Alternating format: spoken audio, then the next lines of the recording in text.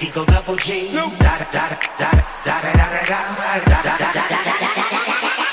dog, by them all, yeah, I'm burning it up. DPGC, you should be turning it up. CPT, LBC, yeah, we hooking back up. And when they bang us in the club, baby, you got to get up. Cuz homies, thug homies, yeah, they giving it up. Low life, yo life, boy, we living it up. Taking chances while we dancing in the party for show. Slip my girl a 44 when she crept in the back door. Chickens looking at me strange, but you know I don't care. Hey y'all, welcome to H2 Swole. Got Josh here with me today. You guys met him before if you've been here before. If not, hey Josh. Hey, what's going on, Charlie? This episode we got like 4 questions for you.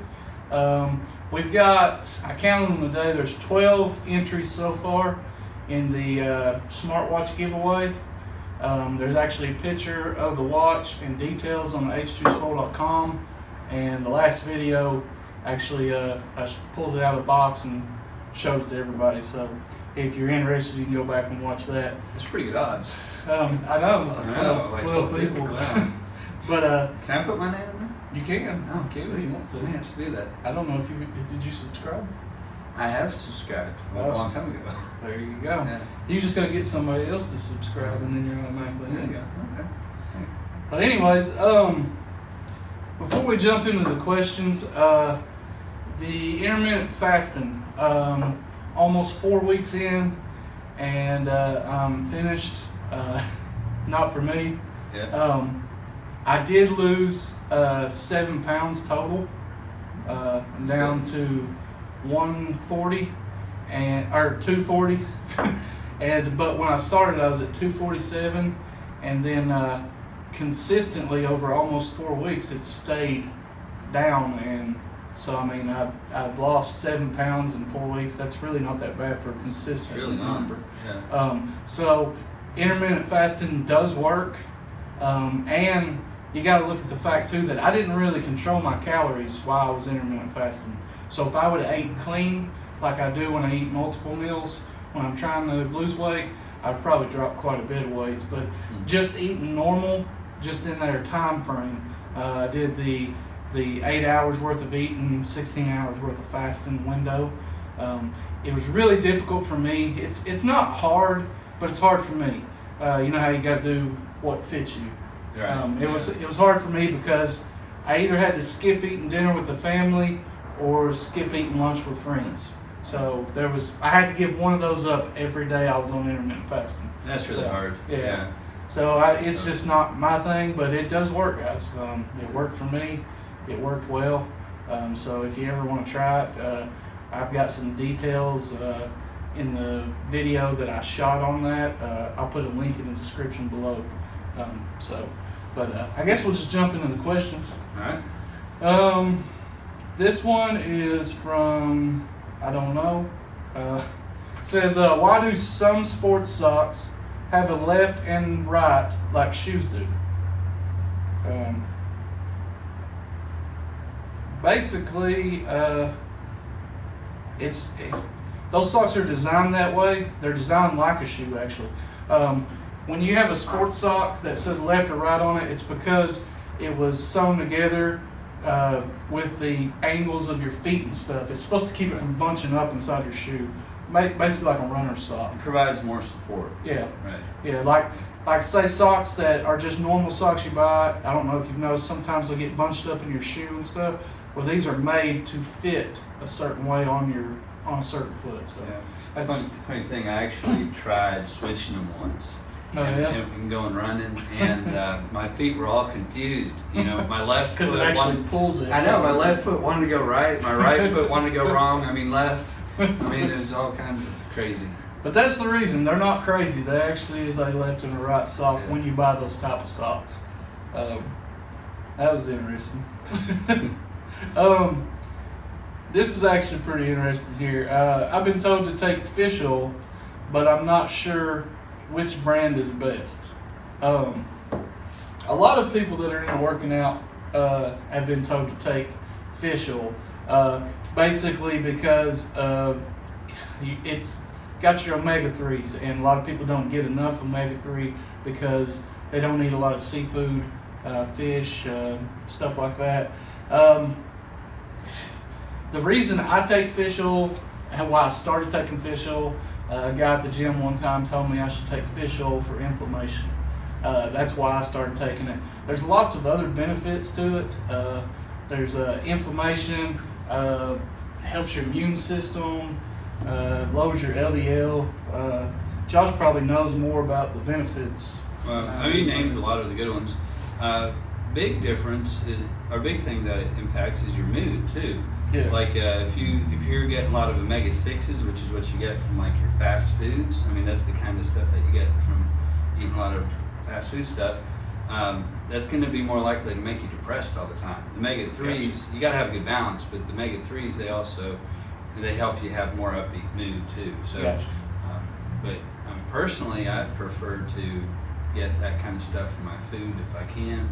But I always heard that if you're going to get it from a capsule or something like that, getting it in the form through krill oil, those are always a really good one. Krill oil is actually more expensive than fish oil, but I don't understand the total science behind it, but I read somewhere a long time ago that the krill oil is a type of fish oil that when you take regular fish oil, your body has to actually like change over to that. Right. And it's like already that it has. I'm not like real smart when it comes to fish oil. I can tell you as far as brand goes, besides krill oil, being better than regular fish oil, and you can tell that by the price. If you there'll be a couple numbers on the back, like one will say EPA, one will say DHA. If you look on the back of the bottle, if it doesn't have that on it, then don't buy it at all. Put it back. They're not even putting what's in it on there. But you're going to look at those two things, and you take the two numbers and you add them together. Now that might come up to 650, 450, 900. No matter what the front of the bottle says, if it says 1,000 milligrams and those numbers on the back added up to 650, that means you're only getting 650. So that's a good way to, that's a good way to figure it. when you're doing your fish oil and buying it. That guy also told me that when I started taking it. The thing I don't like about taking fish oil is that it always makes me burp fish oil. Oh yeah. And then you end up having that fish oil taste all day. I prefer to get it through fish like salmon. Yeah. Or eggs. And you can get it from eggs. Yeah.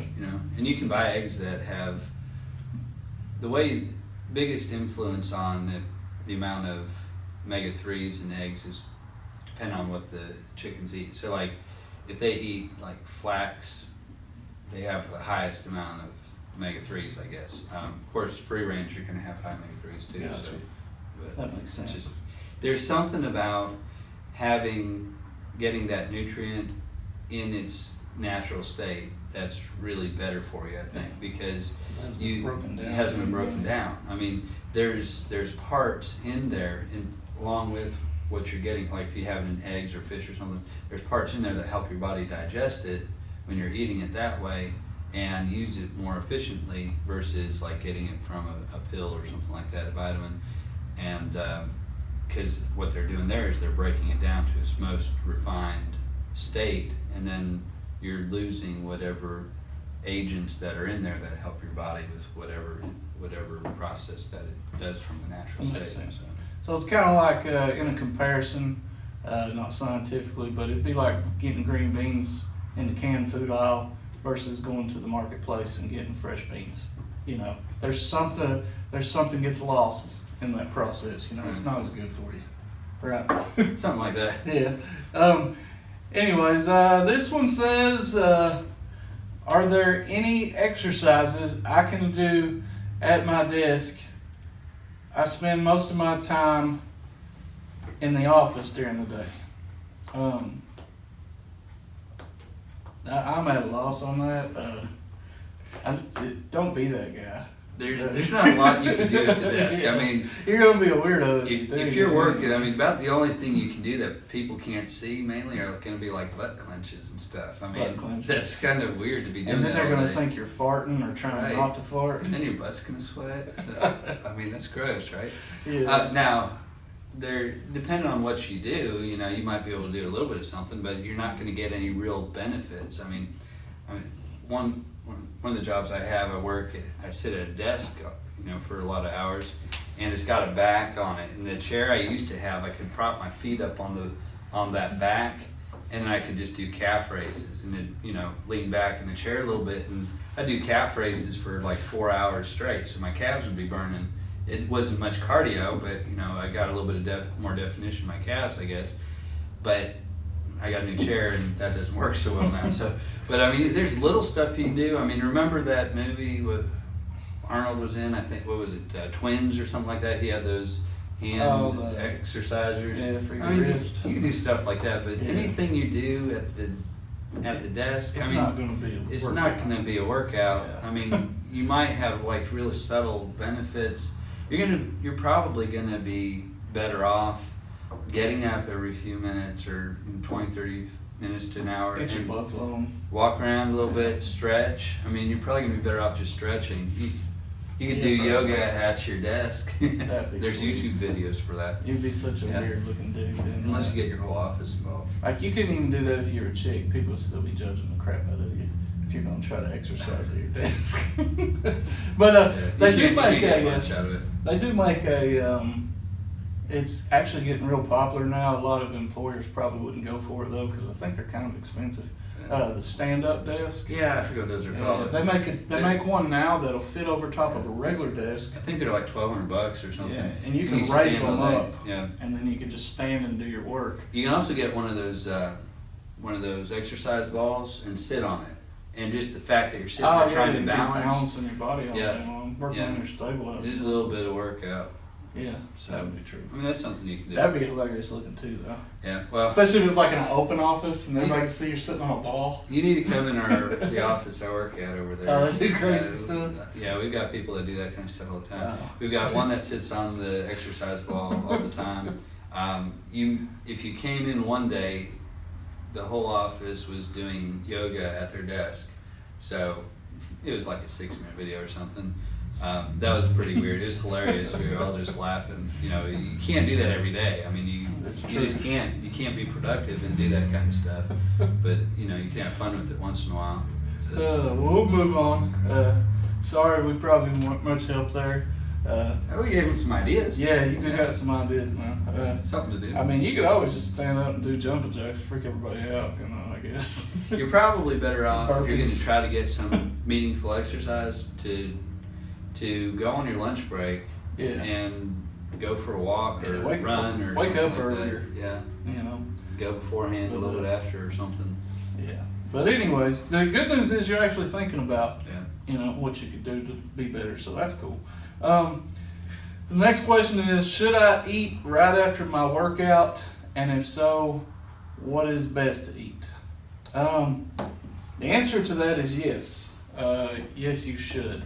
Now, there's a big debate on that, and if you Google that, there's going to be people that say there's a 30-minute window, there's going to be people that say there's an hour window, there's going to be people that say there's a 2-hour window, and there's going to be people that say there is no window at all. Basically, your glycogen is depleted after a workout, right? So you're going to want to get something with carbs and high proteins.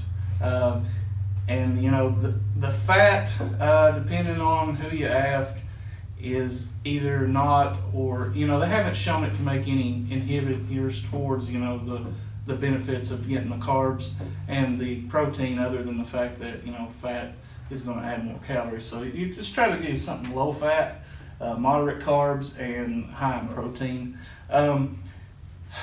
Basically, what that does is it restores your glycogen levels, and it helps get aminos directly to the muscle to keep you from breaking down muscle. It just helps in recovery altogether. And like I said, people believe in windows, some people don't believe in windows, but the fact is your body is glycogen depleted and muscle is getting broken down after a workout. So naturally, even not being a scientist and doing studies, that eating some carbs and proteins. I think it really depends on what your goals are. If your goal is strictly to lose weight, you probably do want to take a window. Yeah. So if you're trying to build muscle and that's your main goal, then you probably need to do a little bit of both. there's been a lot of, like you said, a lot of studies about it. So, I mean, it depends on what your goals are. So that's the real general question. So without having a, you know, what are their goals, without having that information, it's hard to answer. So basically, if you're in sports, the answer is going to be yes all the time. Yeah, if it's you're going to help you recover. If you're competitive, yeah. If you're being competitive, yeah, it's going to help you recover. And if you're trying to build muscle, the answer is yes. All the other things, like Josh said, if you're just trying to lose weight, then maybe it don't concern you about your the way your body's made up. Whether you're losing muscle or not, it may not concern you. But yeah, like he said, if you're a competitor, you're going to want to. If you're trying to build muscle and work on your body composition, you're going to want to. Other people, maybe not. Like I said, there may be some comments sent to me. You don't know what you're talking about. There is no window, or you don't know what you're talking about. It's got to be 30 minutes, or you're going to lose all your muscle, bro. Yeah. Well, it used to be several years ago. What they always said was 2 hours for everything. Yeah. You didn't want to eat 2 hours before you worked out. You didn't want to eat 2 hours afterwards. You didn't want to eat 2 hours before you went to bed. You didn't want to eat 2 hours after you got up. It was 2 hours everything. And if you followed that, when are you going to eat? Yeah. I mean, you couldn't possibly. That sounds like one of those general health advices from the government, Yeah. But that's pretty much it, guys. Answers yes and no, pretty much. But if you're trying to build muscle and you're trying to compete, yes, it does help muscle recovery. Let's see here. Is it possible to eat whatever I want if I work out really hard? No. If you want to look like me, then yes. I have gained over 23, 24 pounds over the winter because I was bulking. And now I got to try to lose all that back off. So if you're trying to maintain or lose weight, do not eat whatever you want after you work out hard. It doesn't work like that. And that's what I did all winter long. And like I said, I gained 23, 24 pounds, and none of it is muscle gain as far as I can tell. Part of answering that question kind of depends on the person's body type and everything, but really the truth is, even if you have a high metabolism, even if you're very active, you're that 16-year-old athlete that has 6% body fat and so active, you still don't want to just eat only junk. You still need to eat good food because, if you're only putting junk in, you're not putting in the right kind of nutrients your body needs for sustaining energy and growth and all that stuff. And you're gonna end up hurting yourself eventually. Yeah. You're gonna cause yourself all kinds of health concerns later on. So you need to eat relatively well, I should say. And you need to watch what you eat. If you have the high metabolism, you can eat more and a wider variety of things without it affecting your physique as much. But it can have that impact if you're not watching what you eat. So, but if you have a real slow metabolism, it'll really affect you. That's when you really notice it. If I smell a bag of chips, I gain weight. Now the only people I would say that this would apply to are people that wouldn't ask this question because they already know. If you're like an ultra runner or Ironman, those are the kind of people that can eat whatever they want when they want because they have to. Their body needs fuel. But that's about it, guys. Remember, the contest is going on for the smartwatch giveaway. All you got to do is subscribe to the channel or get somebody to subscribe and put their name in the comments or message it to us. Don't forget to send us questions at h2swo@gmail.com. And don't forget to comment, like, subscribe, and we'll catch you guys next time. Get out there and leave.